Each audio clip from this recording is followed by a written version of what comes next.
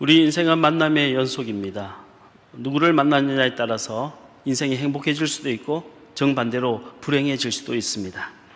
인간은 외딴섬으로 살아갈 수가 없기 때문에 누군가와는 필연적으로 관계를 맺고 살아가야만 합니다.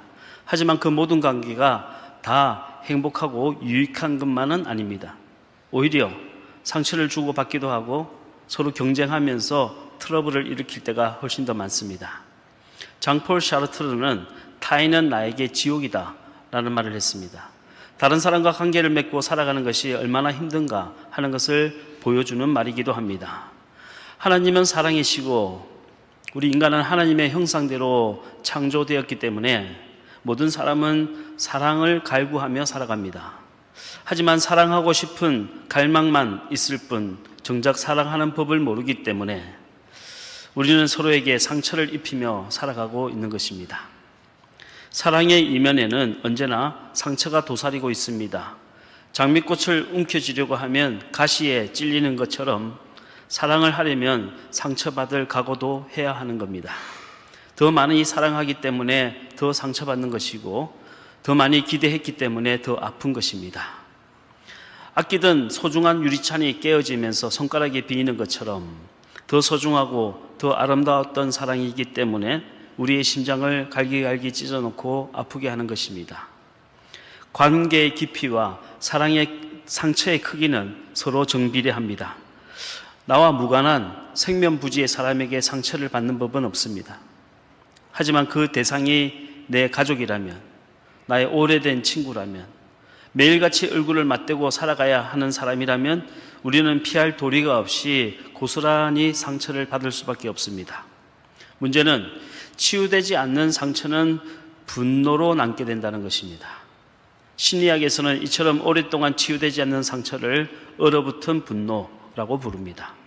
가족이라는 이름으로 또 오랜 친구라는 이름으로 꽁꽁 묶여 있지만 마치 바위에 한문과 같이 붙어있는 오래된 화석처럼 지울 수 없는 마음의 상처와 분노가 켜켜이 쌓여 있는 것입니다. 오늘 우리가 살펴볼 주인공 요셉의 마음에는 얼어붙은 분노가 있었습니다.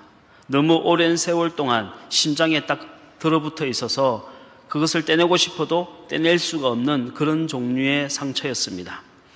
나와 상관없는 사람이라면 그저 무시해버리거나 잊어버리면 그만이겠지요.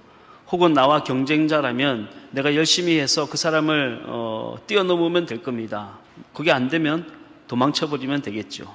하지만 피를 나눈 형제였기 때문에 어릴 적부터 생사고락을 함께한 나의 가족이었기 때문에 떨쳐버리지도 못하는 아픔이 상처가 되고 결국 분노가 되고 말았던 겁니다. 요셉은 야곱의 12아들들 중에 11번째 아들이었습니다. 야곱은 유일하게 진심으로 사랑했던 라헬이 낳은 이 요셉을 정말 끔찍히 사랑했습니다. 어머니 라헬을 꼭 빼닮아서 잘생기고 총명하기까지 했던 이 요셉은 정말이지 눈에 넣어도 아프지 않는 그런 자식이었습니다. 그래서 야곱은 요셉에게만 좋은 채색 옷을 입혀주었습니다. 요셉이 이상한 꿈을 꾸고 와서는 장차 아버지와 형들이 내 앞에 와서 절을 하게 될 겁니다 라는 그런 시건방진 소리를 해도 형들은 다 요셉을 미워했지만 아버지 야곱만큼은 요셉의 말을 가슴에 새겨두었다 라고 성경은 기록하고 있습니다. 하지만 결국은 터질 것이 터지고야 말았습니다. 요셉의 형들이 들판에서 양을 치고 있을 때 어느 날 요셉이 형들에게 양식을 가져다 주려고 갔는데 그때 요셉의 형들이 요셉을 붙잡아서 깊은 구덩이에 던져 넣었습니다. 그리고 요셉이 입고 있던 채색 옷을 벗겨서 그 옷을 찢고 순념소에 피를 묻혀서 아버지에게 들고 가서 아버지 보소서 당신이 그토록 아끼던 아들이 맹수에게 찢겨 죽었나이다 하고 거짓말했습니다. 그리고 그 동생을 애굽으로 내려가는 노예상들에게 팔아넘기고 말았습니다. 그때 요셉의 나이는 15살밖에 되지 않는 어린 소년이었습니다. 여러분 생각해 보십시오. 15살밖에 되지 않는 어린 소년이 깊은 구덩이에 던져졌을 때 하룻밤을 지나면서 얼마나 무서웠을까요? 말도 통하지 않는 미디안 상인들의 손에 끌려서 애국까지 끌려가면서 그 소년은 얼마나 무서웠을까요? 요셉은 형들에게 울면서 매달렸습니다. 형님들, 제가 버릇없이 굴고 정말 싸가지 없이 이야기한 거 형님들 좀 제발 용서해 주세요. 저 혼자 좋은 채색 옷 입고 다닌 거 정말 잘못했습니다. 형님들 용서해 주세요. 하지만 늙은 아버지를 생각해서라도 저를 한 번만 살려주세요. 하지만 그의 형들은 어린 동생 요셉을 은 20냥을 받고 노예상에게 팔아넘겼습니다. 애굽에 팔려간 요셉은 보디발 장군의 집에서 정말 정직하고 충성스럽게 일을 했습니다. 그렇게 열심히 일하면 언젠가는 좋은 날이 오겠지, 자유인이 될 수 있겠지라고 생각한 겁니다. 하지만 보디발 장군의 아내에게 그녀를 강간하려고 했다는 억울한 누명을 쓰게 됐고 결국 감옥에 들어가게 되었습니다. 감옥에서 만난 술 맡은 관원장을 도와주었지만 그는 요셉의 도움을 새까맣게 잊어버리고 말았습니다. 그야말로 요셉의 인생은 배신과 아픔과 고통과 슬픔과 상처의 연속이었습니다. 하지만 때가 참에 하나님께서 그 요셉을 들어서시기 시작하셨습니다. 마치 대장장이가 뜨거운 풀무불 속에서 금을 연단하듯이 고난 속에서 요셉을 연단하신 하나님께서는 때가 참에 그 요셉을 들어서 사용하시고 바로 왕의 꿈을 해몽하게 하시고 애굽의 총리로 오르게 해주신 것입니다. 요셉이 하나님이 주신 지혜로 가뭄을 만난 애굽을 위기로부터 건져냈습니다. 그뿐만 아닙니다. 가뭄과 기근으로 죽을 수밖에 없는 그를 노예로 팔았던 그들의 형제도 다 구원해냈습니다. 여러분, 우리가 억울한 일을 당하고 고난을 당할 때 왜 참고 견디고 버텨야 합니까? 왜 우리가 기도해도 응답이 되지 않고 하나님의 음성이 전혀 들리지 않아도 끈질기게 매달려 기도해야 하는 것입니까? 칠흑 같은 어둠 속에서 풍랑이 밀려올 때도 하나님의 시계는 멈추지 않고 계속해서 흘러가기 때문입니다. 때가 차면, 하나님이 정하신 때가 되면, 술 맡은 간원장이 요셉을 잊어버린 지 만 2년이 되면, 갈릴리 바다에서 풍랑을 만난 그 제자들이 열심히 노를 젓다가 포기한 밤 사경이 되면 마침내 우리의 힘이 아닌 하나님의 능력이 우리를 구원하시기 때문입니다. 애굽의 총리가 된 요셉은 왕족이었던 보디베라의 딸 아스낙과 결혼하게 됩니다. 그리고 설하에 아들을 둘 낳게 돼요. 장자의 이름을 므낫세라고 지었고 둘째 이름을 에브라임이라고 지었습니다. 므낫세라고 하는 이름은 잊자, 잊어버리자 라는 뜻이고 에브라임이라고 하는 이름은 하나님이 우리를 번성케 한다 하는 뜻입니다. 창세기 41장 51절로 52절 말씀을 같이 한번 읽겠습니다. 시작. 요셉이 그의 장남의 이름을 므낫세라 하였으니 하나님이 내게 내 모든 고난과 내 아버지의 온 집 일을 잊어버리게 하셨다 함이요 차남의 이름을 에브라임이라 하였으니 하나님이 나를 내가 수고한 땅에서 번성하게 하셨다 함이었더라. 요셉은 믿었던 가족들에게 배신을 당했고 애굽에 내려와서 말로 다 할 수 없는 고난을 당했습니다. 하지만 전화위복의 은혜로 애굽의 총리의 자리에까지 오르는 성공을 거두었어요. 그래서 지난날의 모든 상처와 아픔은 잊자, 잊어버리자 하는 의미로 아들의 이름을 므낫세라고 지었던 겁니다. 자, 그렇다면 요셉은 정말로 다 잊었을까요? 요셉의 상처는 다 정말로 치유된 것일까요? 가뭄을 만난 요셉의 형들이 애굽은 총리를 잘 만나서 가뭄 중에도 양식이 풍족하더라 하는 소문을 듣고 양식을 구하기 위해서 애굽에 내려왔어요. 요셉은 20년 만에 헤어졌던 형제들을 다시 만나게 되었습니다. 하지만 요셉의 형들은 요셉을 전혀 알아보지 못했어요. 이미 애굽의 총리가 된 요셉은 애굽의 복장을 하고 있었고 머리는 삭발을 하고 눈에는 화장을 하고 치마를 입고 호를 들고 영락없는 애굽의 장관의 모습이었습니다. 하지만 요셉은 한눈에 그들의 형을 알아보았습니다. 그런데 성경을 보면 이렇게 20년 만에 형제 상봉을 한 요셉은 무려 7번이나 그 형들 앞에서 울음을 터뜨렸습니다. 그 구절을 찾아보겠습니다. 먼저 첫 번째 창세기 42장 23절로 24절 말씀 시작. 그들 사이에 통역을 세웠으므로 그들은 요셉이 듣는 줄을 알지 못하였더라. 요셉이 그들을 떠나가서 울고 다시 돌아와서 그들과 말하다가 그들 중에서 시몬을 끌어내어 그들의 눈앞에서 결박하고 막내인 베냐민을 제외한 10명의 형제들이 애굽으로 내려왔어요. 그 형제들은 요셉인 줄 알아보지 못했습니다. 요셉은 자신의 정체를 감추기 위해서 히브리 말을 전혀 못하는 척 통역관을 세웠어요. 20년 만에 형제들을 다시 만난 요셉은 그 감정을 주체하지 못하고 방에 뛰어들어가서 소리내어 울었습니다. 그리고 자신의 유일한 피부치이자 친동생인 베냐민을 데려오라면서 그의 형 중에 한 명인 시므온을 인질로 붙잡아 두게 되는 겁니다. 두 번째 구절 찾겠습니다. 창세기 43장 30절로 31절 말씀 시작. 요셉이 아우를 사랑하는 마음이 복받쳐 급히 울 곳을 찾아 안방으로 들어가서 울고 얼굴을 씻고 나와서 그 정을 억제하고 음식을 차리라 하매 집으로 돌아온 요셉의 형제들은 회의를 합니다. 다시 애굽으로 돌아가야 되나? 하지만 돌아가지 않으면 인질로 잡히는 시므온은 죽게 되는 겁니다. 그래서 할 수 없이 요셉의 친동생인 베냐민을 데리고 다시 애굽으로 내려가게 됩니다. 요셉은 베냐민을 보자마자 술음을 이기지 못하고 방으로 뛰어들어가 또 울었습니다. 내 어머니 라헬이 저 동생을 낳다가 길에서 죽었는데 그 핏덩이 베냐민이 이렇게 커서 20대 청년이 되어서 내 눈앞에 나타나다니. 요셉은 감정을 주체하지 못하고 방에 들어가서 엉엉 울었습니다. 세 번째 구절을 읽겠습니다. 창세기 45장 1절로 2절 말씀 시작. 요셉이 시종하는 자들 앞에서 그 정을 억제하지 못하여 소리질러 모든 사람을 자기에게서 물러가라 하고 그 형제들에게 자기를 알리니 그때에 그와 함께한 다른 사람이 없었더라. 요셉이 큰 소리로 우니 애굽 사람에게 들리며 바로의 궁중에 들리더라. 막내인 베냐민까지 데려오자 12명의 야곱의 아들들 완전체가 이루어졌어요. 그걸 보고 요셉은 또다시 울었습니다. 얼마나 크게 울었던지 이번에는 궁궐 안에 있는 사람들에게 다 들릴 정도로 크게 울었다고 했습니다.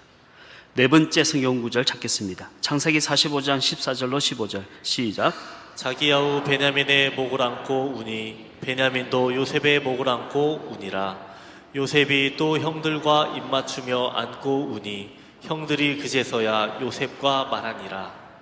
요셉은 자신의 정체를 밝혔습니다. 그리고 제일 먼저 친동생인 베냐민의 목을 끌어안고 울기 시작했어요. 그리고 한참을 지난 뒤에 나머지 형제들과도 입맞추면서 울었습니다. 다섯 번째 구절 읽겠습니다. 창세기 46장 29절로 30절 말씀 시작. 요셉이 그의 수레를 갖추고 고센으로 올라가서 그의 아버지 이스라엘을 맞으며 그에게 보이고 그의 목을 어금 맞춰 안고 얼마 동안 울매 이스라엘이 요셉에게 이르되 네가 지금까지 살아있고 내가 네 얼굴을 보았으니 지금 죽어도 조카도다. 이제 요셉은 형들에게 고향에 계신 아버지를 데려오라고 부탁합니다. 고향에 있는 아버지 야곱을 애굽의 고센 땅으로 모시고 왔어요. 아버지를 만난 요셉은 또다시 큰 소리로 울었습니다.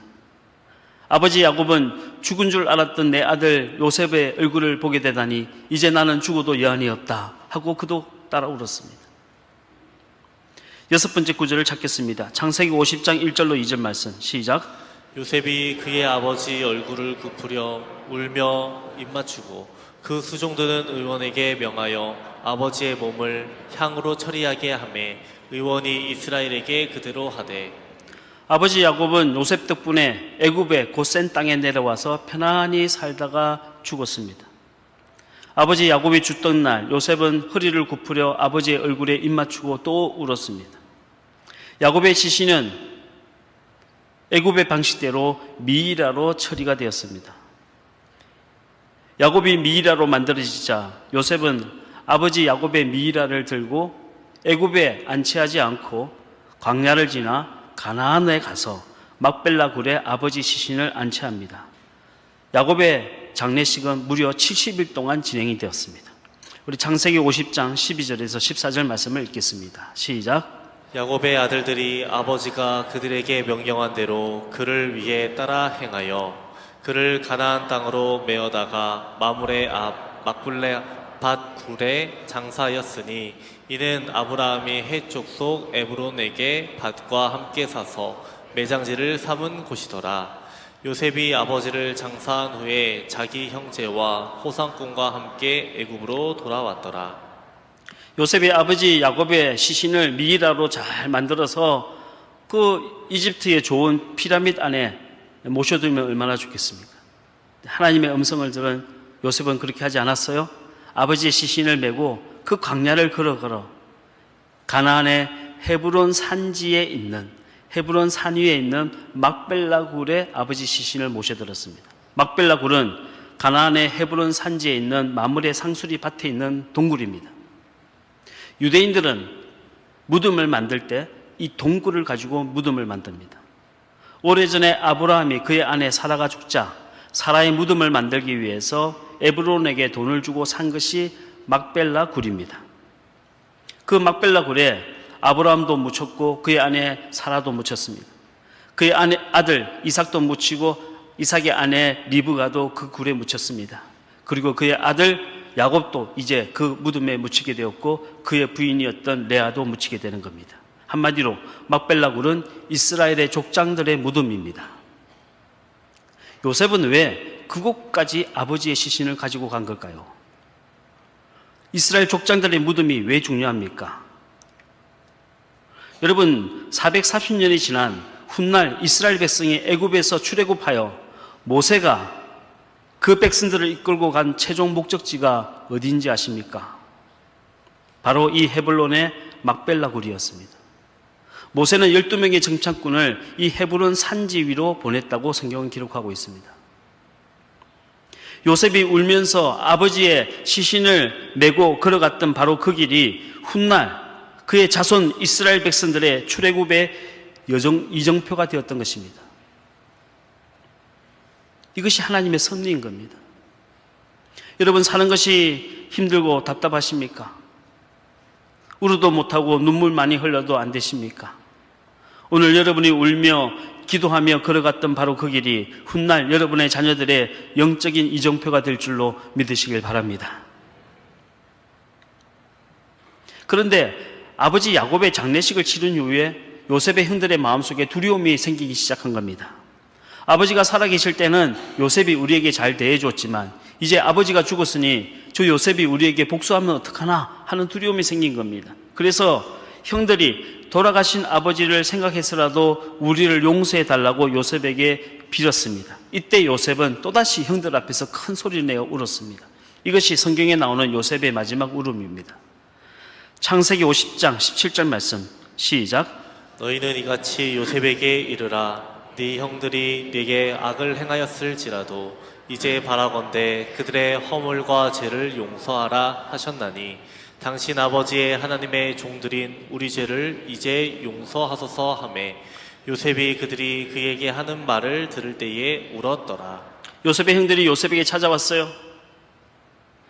너희 형들이 너한테 아무리 큰 잘못을 해도 아버지를 생각해서 용서해 줘라고 아버지가 돌아가시기 직전에 너한테 하라고 말씀을 남기고 가셨어. 사실일까요? 사실이 아니에요. 근데 형들이 요셉에게 찾아가서 그렇게 말하는 겁니다. 그 말을 듣자 요셉은 또다시 울었습니다. 자, 요셉은 왜 이렇게 많이 운 걸까요? 요셉은 울보입니까? 왜 형들 앞에만 서면 요셉은 그렇게 울었던 걸까요? 요셉은 형들에게 씻을 수 없는 상처를 받은 사람입니다. 그 마음속 깊은 곳의 상처는 그만큼 치유되기 힘든 겁니다.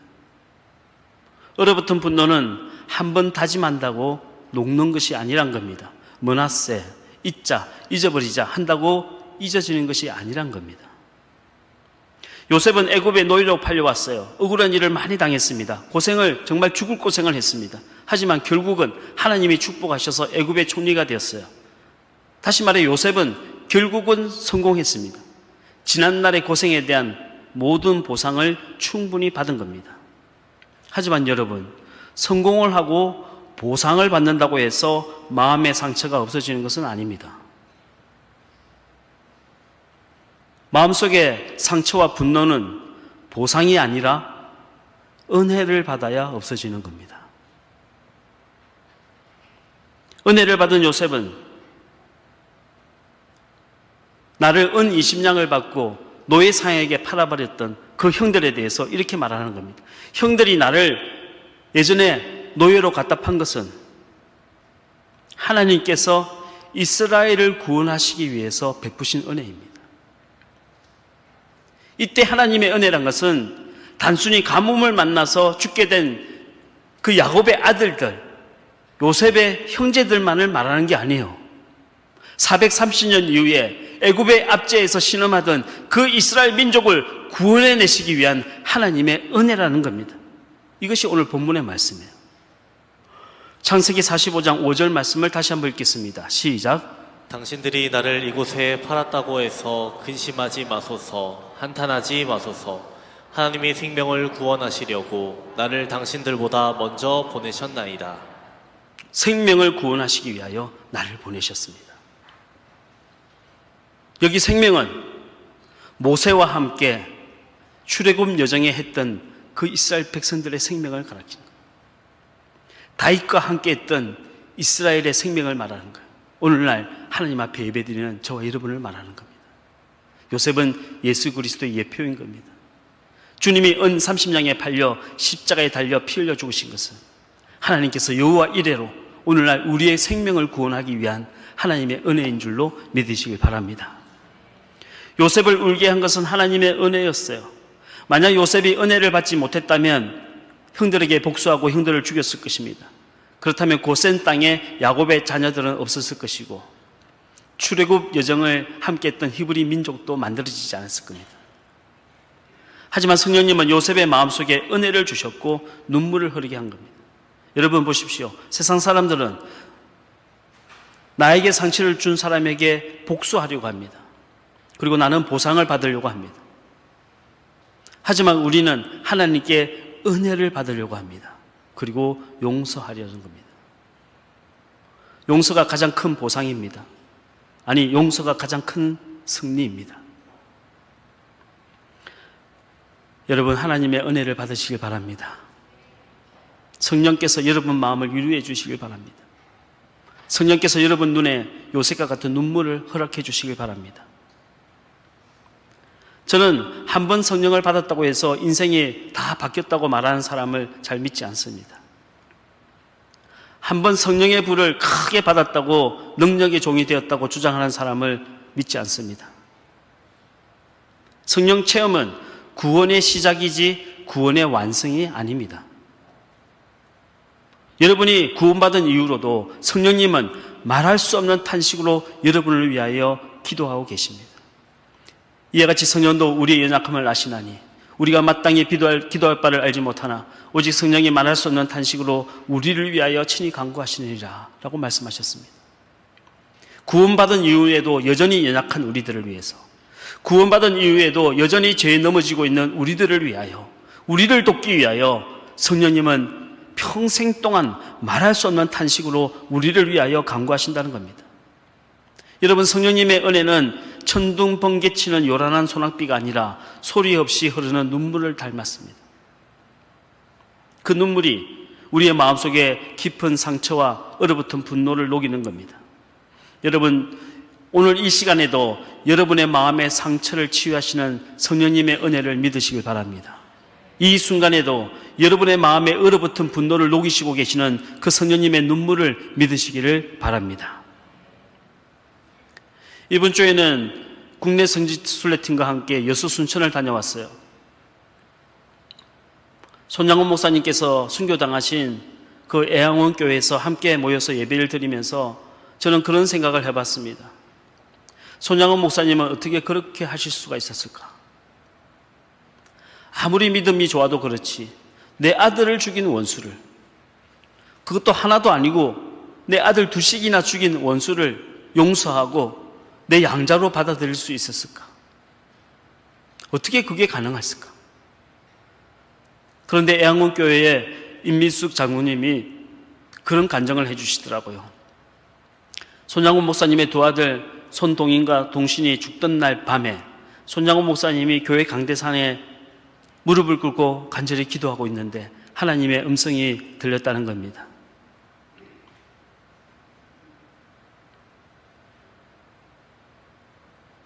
그 살인자를 살려두는 것은 원수를 용서하는 것이다. 하지만 나는 너에게 원수를 용서하라고 말하지 않고 원수를 사랑하라고 말했다. 원수를 사랑하려면 그 사람을 너의 아들로 받아들여야 한다. 이 음성을 듣는 순간 손양호 목사님은 마치 개구리가 엎드러지듯이 강대상 위에 완전히 꼬꾸라졌다고 합니다. 그리고 결국 그 말씀에 순종해서 내 아들을 죽인 원수 안재선을 양자로 받아들이게 된 겁니다. 저는 손양호 목사님이 우리와 전혀 다른 사람이라고는 생각하지 않습니다. 손양호 목사님이 우리와 성정이 완전히 다른, 그분은 천사 같은 분이기 때문에 안재선을 용서하고 양자로 받아줬다고 생각하지 않습니다. 아마도 손양호 목사님도 안재선을 볼 때마다 섬뜩섬뜩한 느낌을 받았을 겁니다. 비록 용서하고 양자로 받아줬지만 아침에 일어나서 안재선의 얼굴을 볼 때마다 그가 내 소중한 아들을 나무에 매달아 놓고 총을 쏘는 장면을 떠올렸을 겁니다. 수도 없이 떠올렸을 겁니다.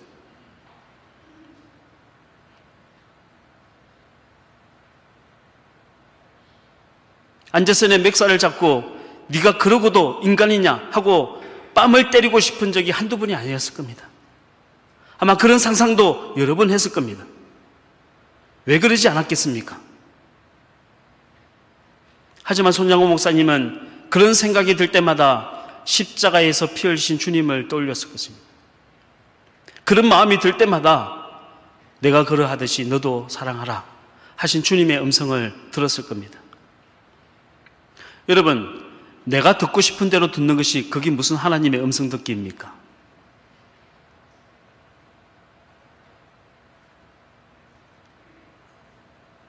나는 죽어도 듣기 싫은데 하나님이 하라고 하시니까 주님 제가 순종하겠습니다. 이게 음성 듣기이죠. 무슨 라디오 주파수 맞추듯이 음성 듣는다고 자꾸 이것도 해보고 저것도 해보고 그게 무슨 하나님의 음성 듣기입니까?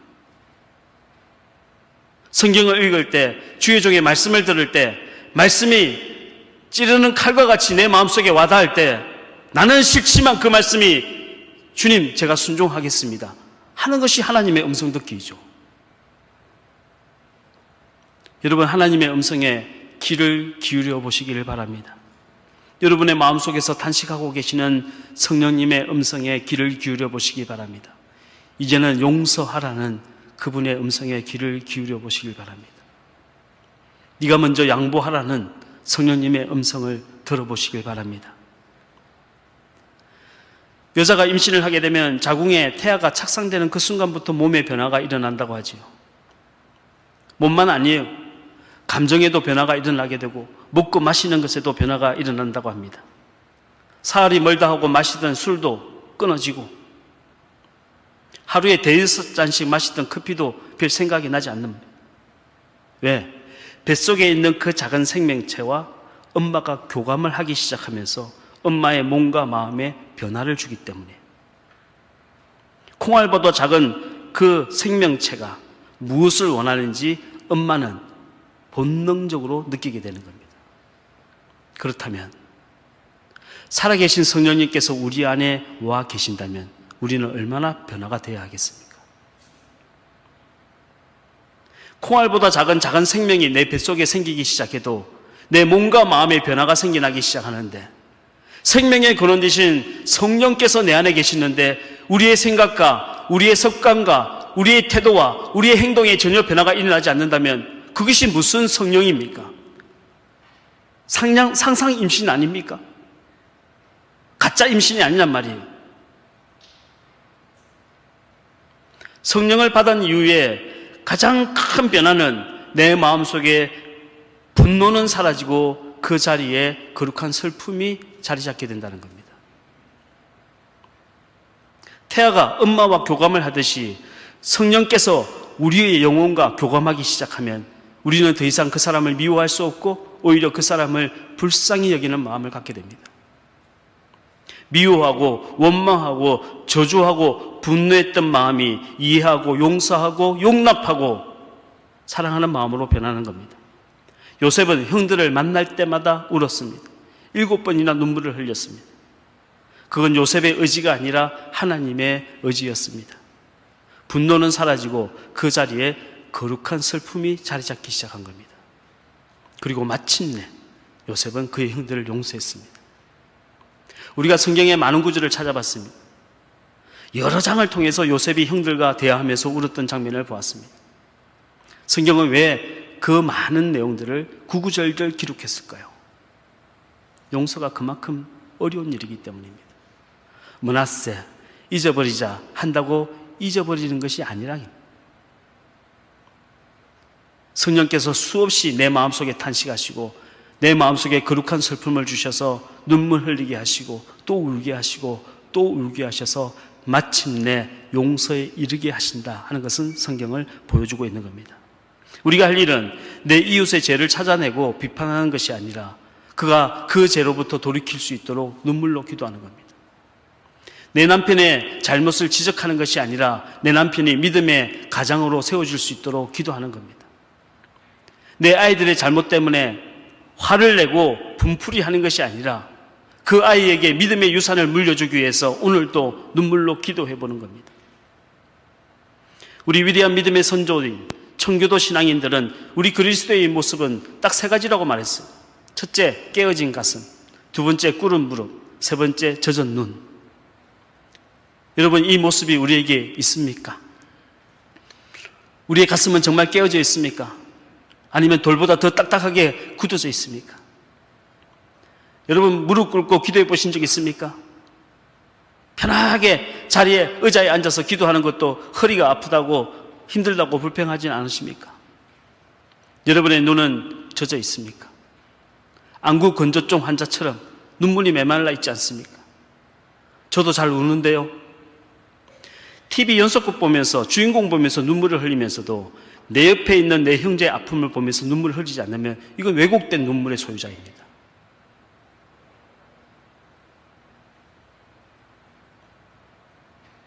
연속곡의 주인공 보면서 눈물을 줄줄 흘리면서 내 곁에 있는 이웃의 아픔에는 전혀 무감각하다면 이건 우리 눈물이 가짜 눈물인 겁니다.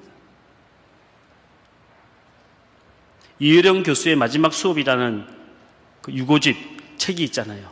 그 책에 보면 이런 이야기가 나옵니다. 이혜령 교수가 그런 말을 했더라고요. 저는 그 말이 정말 마음에 와닿았어요. 사람이 늙으면 제일 하기 힘든 일이 뭐냐? 눈물을 흘리는 일이란 겁니다. 소리내어 우는 거를.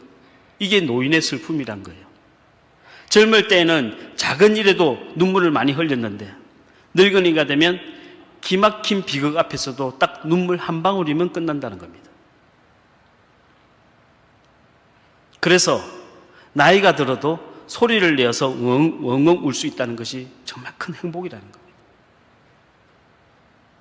여러분, 나이가 들면서 우리 몸이 늙어가는 것은 어떻게 맞겠습니까? 하지만 우리의 마음까지 늙은 노인네가 되었어야 되겠습니까? 영적으로 무뎌질 대로 무뎌져서 구원받지 못한 내 가족을 보고도 눈물 한 방울 흘리지 못한다면 그것이야말로 영적인 문둥병자가 아니고 무엇이겠습니까?